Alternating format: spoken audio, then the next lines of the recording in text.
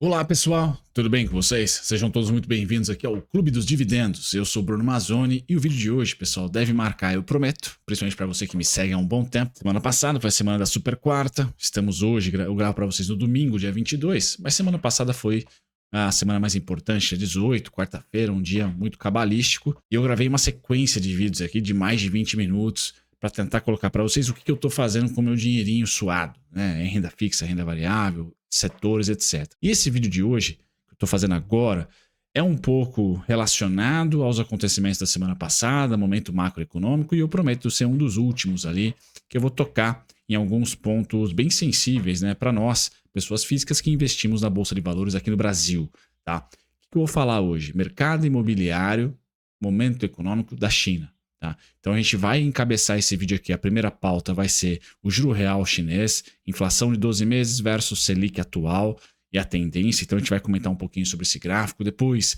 vamos falar sobre a deflação dos preços de casas na China, para a gente ver a tendência e o que isso é composto na poupança do chinês. A sociedade chinesa é uma sociedade que investe bastante em propriedade, né, em casa, residência. E depois o que o Brasil tem a ver com isso e como a gente pode surfar ali algo positivo e negativo dentro do momento macroeconômico da China, e o viés vai ser minério de ferro lá no final para falar tanto de Semin como de Vale.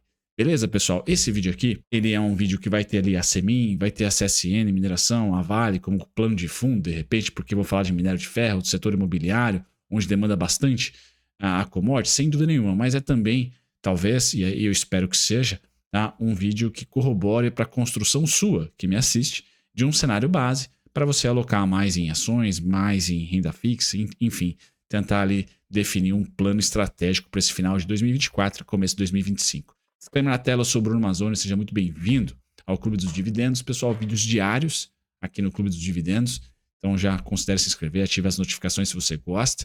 Sou analista CNPI. Vamos lá. Esse gráfico aqui tem o panda simpático aí, pessoal, é o seguinte. Em pintadinho, né, em azul, meio verde aí também, verde água e azul, nós temos a Selic. Tá? Aqui no TradingView é o CNINTR, tá? É o ticker.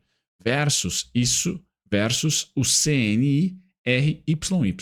E a inflação acumulada de 12 meses da China. Gráfico do TradingView. Existe planos gratuitos. Pessoal, o QR Code está aqui na telinha para vocês acessarem esse gráfico, por exemplo, montarem esse gráfico. O contexto do gráfico vem de 2014 para cá, ou seja, desde a primeira crise que a China começou a sinalizar para o mundo, e essa crise se estende até esse momento, né, com um decréscimo do crescimento ano contra ano, uma certa estabilização nos últimos 12 a 48 meses, vamos assim colocar, mas não há um boom chinês desde 2014. Né? E também 2014 marcou o ano que a China diminuiu e muito os estímulos fiscais. Tá? Então a gente viu uma queda muito forte nas commodities em 2014 até 2016, tá? E de 2017 para frente um retorno de commodities, mas um retorno sempre abaixo de níveis que esteve ali em 2009, 2010, quando marcou o pico. Tá? Então esse é o momento da China que nós vivemos na parte fiscal. Né? Existem estímulos fiscais, mas são estímulos menores. Tá?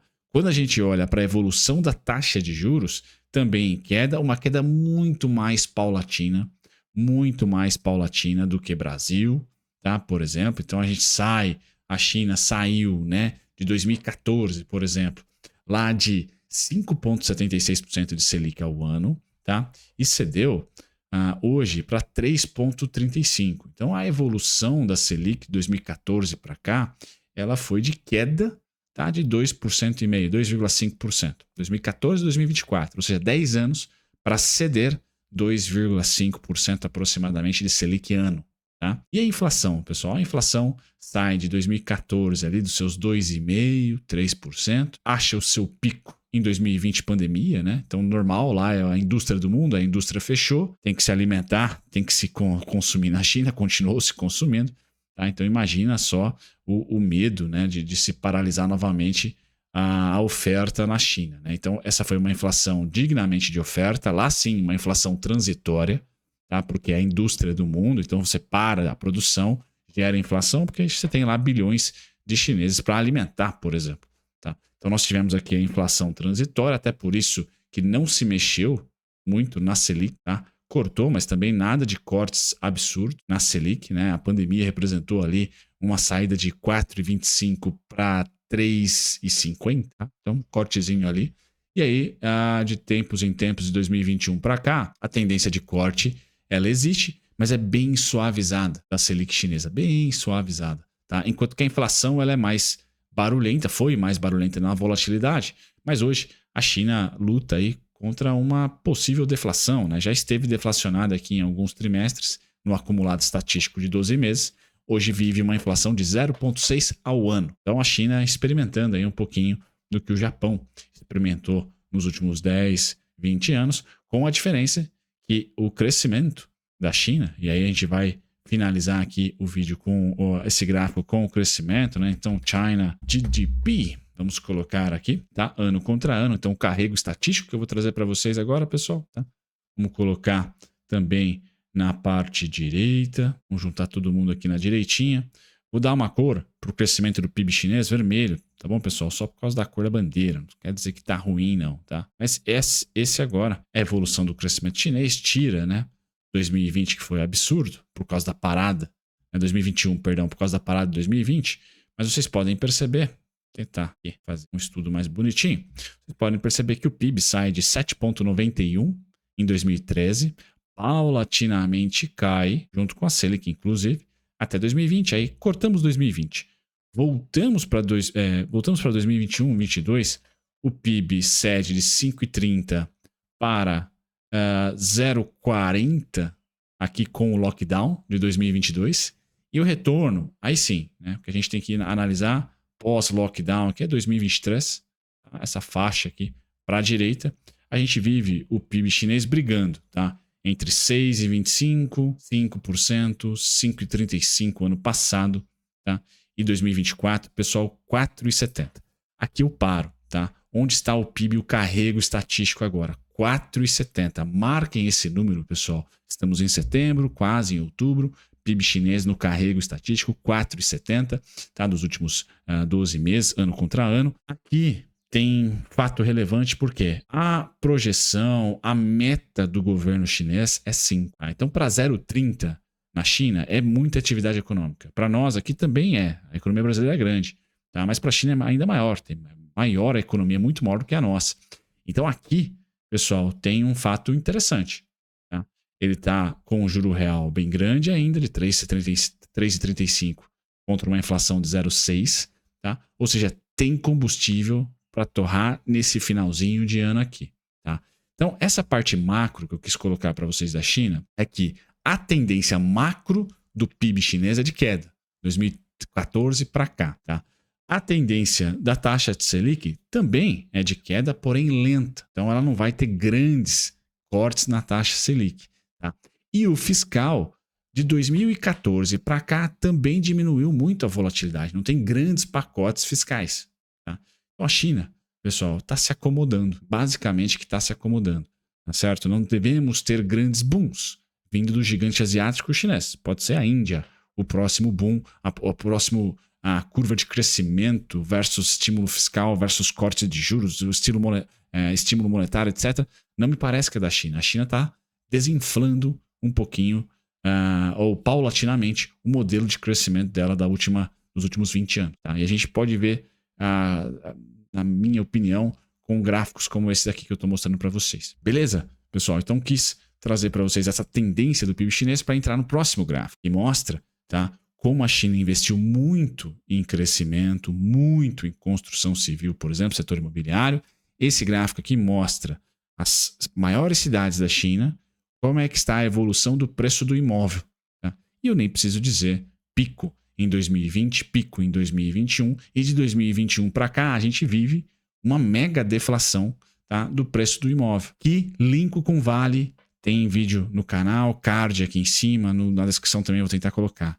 Olhe só você, está esperando um estímulo fiscal na China para esse ano para bater os 5% de PIB. Você, governo chinês, iria investir em mais construção de casas novas então, para ontem, para estimular a economia, para crescer os 5%? Seria o seu foco o mercado imobiliário se nós estamos vendo uma deflação enorme aqui? Ou seja, não me parece que oferta de casa é um problema, porque, na verdade, estamos tendo uma queda, tá, no preço de casa. Então aqui acende um alerta. Se vier, pessoal, um estímulo, é difícil imaginar que esse estímulo seja robusto para o setor imobiliário especificamente. Me parece que essa bolha está arrefecendo, tá? Se em velocidade alta ou baixa, aí vai ser competência da China lidar com isso. Mas esse gráfico, 2021 para cá, é de deflação forte, tá? No preço das casas, de 190 para 136 nesse momento em 2024. Qual que é a parte positiva? Análise técnica. Estamos próximo das mínimas da crise que nós tivemos em 2014 a 2016, no preço das casas. Então, a China sabe como remediar, ou pelo menos soube como remediar a crise de 2015 e 2016, pelo menos no preço, na inflação, no caso, né?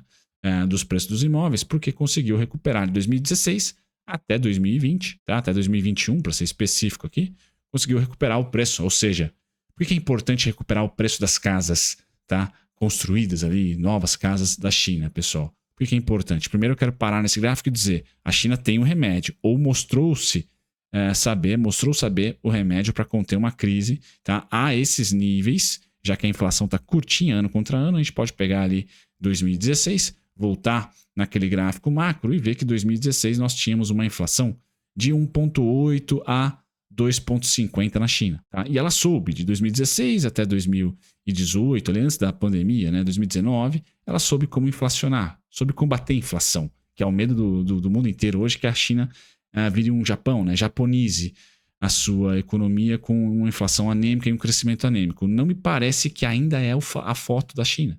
A China ainda vai crescer menos do que os seus 7 lá vai fumaça, os seus 8 lá vai fumaça de uma década atrás. Sim, é uma realidade, mas ainda vai estar em dígitos de 3%, 4% e esse ano 5%. Ela vai tentar bater essa meta e me parece que ela tem um remédio. Então aqui, pessoal, esse gráfico é muito importante, já foi feito anteriormente, a preços parecidos, inflação também parecida. E aí, será que a China consegue de novo combater o preço da propriedade? Porque é importante o preço da propriedade, por mais que o meu primeiro argumento tenha sido muitas casas, muita oferta, por isso a deflação. O meu segundo argumento é, para se estimular o crescimento de 5%, por mais que haja uma certa oferta aparentemente maior de casas, por isso que os preços estão caindo, você, caso consiga aumentar o preço das casas, você vai ter ali 62% da sua sociedade, tá, ficando mais rico, que a composição do ativo casa, imóvel, na sociedade chinesa é enorme, coisa de 62% da sociedade tem a sua poupança, o seu investimento, etc., em casa,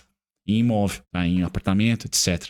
Então você, uma vez bombando esse preço, há a possibilidade, a economia nunca é exata, né? Mas tem essa leitura de que você vai dar um boost, né? Vai dar uma super aumentada, realmente um desenvolvimento muito grande, tá? Um aumento muito grande da confiança do chinês para consumir, beleza? Então, todo esse argumento aqui para dizer, pessoal, no médio e longo prazo, a China tende a diminuir cada vez mais os investimentos para o setor imobiliário, setor que vai demandar o seu minério de ferro, por exemplo.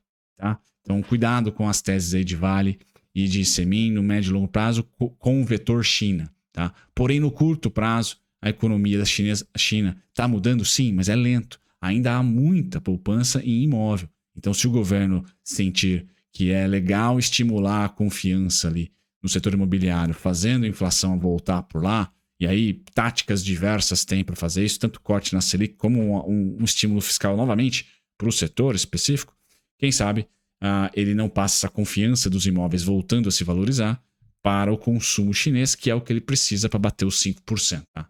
Então, isso é bem legal. E eu termino a minha fala aqui macro da China, né, para dizer para vocês, pessoal, 30% das exportações chinesas vem para o Brasil. E a evolução é muito grande de 2000 para cá. Então, o Brasil, em termos de bens, em termos de algumas matérias-primas, talvez, como matérias-primas beneficiadas um pouco mais beneficiadas, como o aço, por exemplo, o Brasil está fadado a comprar deflação, me parece, não de serviço. Nossa inflação de serviços é doméstica, etc., né? Algo idiosincrático do Brasil, mas em bens, pessoal, ou em matérias-primas, de repente, tudo que a China produz ali, o Brasil está fadado, caso ela continue, né, a ter essa produtividade forte, continue a ser uma indústria do mundo, ou seja, o Brasil tende a ter menos pressão inflacionária no curto prazo, principalmente de bens, porque a China não me parece que vai exportar a inflação tão cedo. A China não me parece que vai começar a vender o que ela vendia há 12 meses atrás mais caro nos próximos 12. Me parece que ela vai vender mais barato nos próximos 12, porque ela precisa desovar produção para gerar inflação, gerar um pouco de escassez. Tem muita abundância na China. Tá? Fecho aqui, então, com o cenário de que, olha, essa situação atual da China tem uma coisa positiva para nós. A gente deve ter aqui o Brasil importando deflação da China em algumas linhas de produtos. Tá? Aí a gente teria que fazer um vídeo só para isso, né? Só para essa pesquisa. Mas eu quero deixar para vocês que a participação das exportações chinesas no Brasil é de 30%. O Brasil representa 30% das exportações chinesas. Tá? Então, se tem alguém que está capturando essa deflação de bens, tá? É a economia brasileira. Tá? Aqui eu finalizo com o minério de ferro, para corroborar com o vídeo da Vale e da Semin que eu comentei com vocês. Pessoal, acho sim que o minério de ferro no curto prazo vai levar a bolsa nas costas. Tá? Tende a levar o Ibovespa, por exemplo, nas costas, porque esse 5% de PIB para esse ano aqui deve passar com algum nuance ao mercado imobiliário. Se não para uma superconstrução de novas casas, mas infraestrutura, alguma coisa que viabilize o chinês ali se sentir que a sua riqueza está aumentando via o aumento dos preços aí, das casas. Né? Então, poxa, acredito, tá, que a gente deva ter alguma notícia positiva desse segmento. Tá? A sazonalidade é positiva. Setembro, outubro é interessante, então fiquem de olho. A correlação entre Ibovespa, que eu coloco para vocês, BOVA11 versus o minério de ferro em Singapura, a correlação é onde um vai, o outro vai atrás, com o cavear ali que o minério de ferro é muito mais volátil. Tá? Mas a direção da volatilidade ela é idêntica. Né? Onde o minério vai, o BOVA vai atrás pelo peso que esse setor tem na bolsa. Então aqui, pessoal, eu fecho o vídeo para vocês, desses vídeos na sequência de macro, chato, longos, né? Agora dando 18 minutos, só para dizer o seguinte, ó, o momento da China é de estímulo para bater a metinha de 5%. A gente pode ter esse estímulo batendo favoravelmente também no setor imobiliário, principalmente é a tese, eu sempre comento aqui com vocês já há um bom tempo, vender porquinhos, galinha, ovos, boi é muito mais interessante para o médio e longo prazo. Ou seja, os frigoríficos me parecem ser mais um trade certeiro de tendência. O próximo boom de commodities pode ser o boom de proteína, tá? De proteína animal para a China. Então isso eu quero deixar bem claro para vocês. Mas no curto prazo a gente vê ali uma possibilidade grande do minério repicar. E essa queda do BOVA11, por mais que a gente suba juros aqui, por mais que o fiscal esteja arranhado, seja mitigada, porque gringo vai, talvez, muito provavelmente, preferir investir no Brasil do que em China, tá? Porque somos aqui um mercado mais tranquilo para se investir do que o mercado chinês nesse momento, que vê, na verdade, um certo fluxo de saída de investimentos. Beleza, pessoal? Então, tento fechar por aqui, tá? Para expor a minha opinião, momento que nós estamos vivendo macro, principalmente envolvendo o nosso principal parceiro comercial, e que isso implica na Bolsa de Valores, e ao longo do vídeo eu espero ter fornecido alguns insights para vocês na alocação de recursos. Tá? O CDI no curto prazo é maravilhoso, quem acha que a recessão pré-fixado para médio e longo prazo é muito maravilhoso mesmo. Tá? E dentro da Bolsa de Valores a gente pode ter sim ações ligadas à economia chinesa, bem ligadas ali umbilicalmente falando, como o setor de minério de ferro, por exemplo, Vale e Semin, indo bem porque esse final de ano precisa ali do 0,30% de crescimento. E não acho que é só no consumo que vai se atingir esse 0,30%. Talvez algo relacionado à infraestrutura, algo relacionado ao setor imobiliário, por exemplo, como um supercorte de um financiamento específico para o setor imobiliário. Tá? Por mais que não seja construção de novas casas ou empreendimentos que vai demandar mais minério, esse nuance de estimular mais residências, etc., a compra, né, o financiamento, leva junto o minério de ferro. Tá? Não necessariamente precisa a utilização do minério é que vai fazer os preços subir, mas só a expectativa do governo está mirando esse tipo de indústria que vai bater, sem dúvida nenhuma, na economia e na confiança do chinês. Porque, de novo, 62% da riqueza do chinês, assim, vamos assim dizer, passa pelo setor imobiliário, passa pelo esse setor que demanda muito minério de ferro ainda. Beleza, pessoal? Então é isso. Um grande abraço. Último vídeo, prometo, chato. Tchau, tchau.